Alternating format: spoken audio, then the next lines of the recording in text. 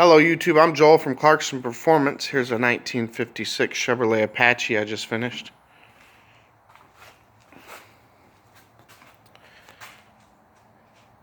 Installed a new engine.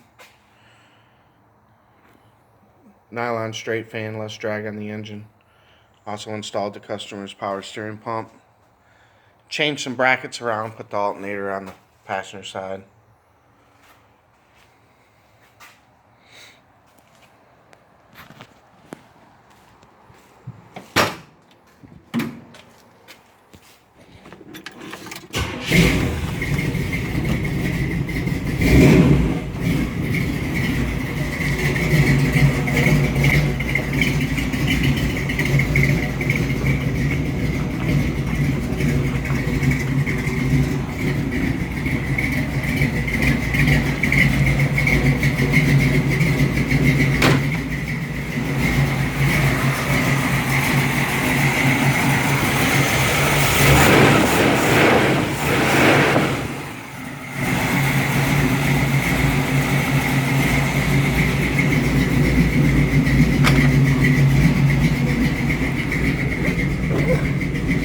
Still cold.